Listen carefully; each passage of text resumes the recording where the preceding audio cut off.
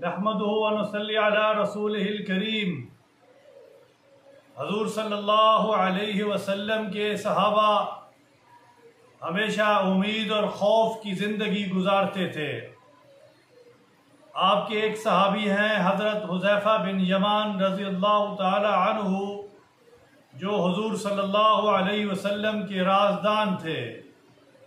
آپ صلی اللہ علیہ وسلم نے حضرت حذیفہ بن یمان رضی اللہ تعالی عنہ کو تمام منافقین کی ایک لسٹ بنا کر دی ہوئی تھی کہ جب بھی کوئی جنازہ ہوتا تو صحابہ دیکھتے کہ اس کے اندر اس جنازے میں حذیفہ بن یمان رضی اللہ تعالی عنہ موجود ہیں کہ نہیں ہیں، آپ صلی اللہ علیہ وسلم موجود ہیں کہ نہیں ہیں۔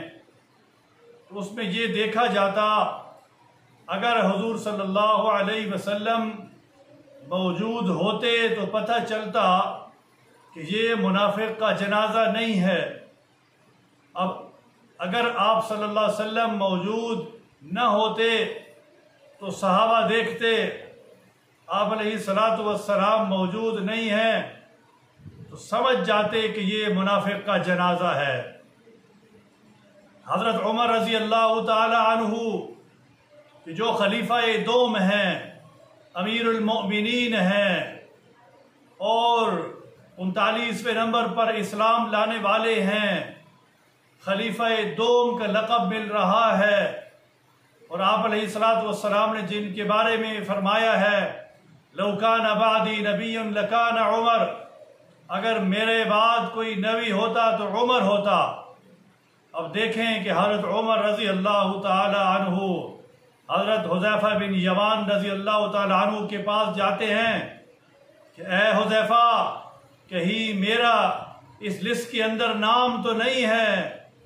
امید اور خوف کی زندگی، یہاں تک کہ اللہ پاک نے بھی کلم وعد اللہ الحسنہ کہہ دیا، سارے صحابہ کے لیے جنت ہے، جنت کا وعدہ ہے۔ اس کے باوجود بھی صحابہ اس بات سے ڈرتے تھے، ہائے میرا کیا بنے گا، میں جنت میں جاؤں گا یا جہنم میں جاؤں گا۔ حضرت عمر رضی اللہ تعالی عنہ یہی اپنی زندگی میں یہی فرماتے تھے کہ اگر اللہ پاک چاہے تو ساری کائنات کو جنت میں ڈال دے اور ساری کائنات کو یعنی ایک آدمی کو جہنم میں ڈال دے، شاید وہ میں ہوں، اور اگر اللہ پاک چاہیں تو سب کو جہنم میں ڈال دیں، ایک کو جنت میں ڈال دیں تو شاید وہ میں ہوں۔ یہ کون ہیں؟ حضرت عمر رضی اللہ تعالی عنہ ہیں۔ آج ہم کس بات کی مولی ہیں؟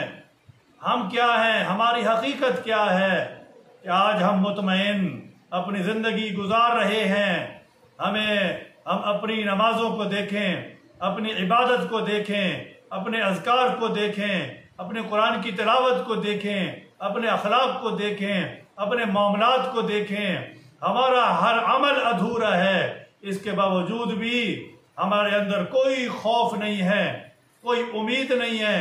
امید چلو ہے تو ہم اپنے اعمال کی بقدر امید پہ چل رہے ہیں، لیکن یہ جو امیدیں ہیں پتہ نہیں ہمیں آگے لے کے جائیں گی کہ نہیں لے کے جائیں گی۔ ہمیں خوف اور امید کی زندگی گزارنی چاہیے۔ صحابہ رضی اللہ تعالی عنہم کی زندگی سے ہمیں سبق حاصل ہونا چاہیے۔ اللہ تبارک و تعالی ہمیں صحابہ کے راستے پر چلنے والا بنا دے۔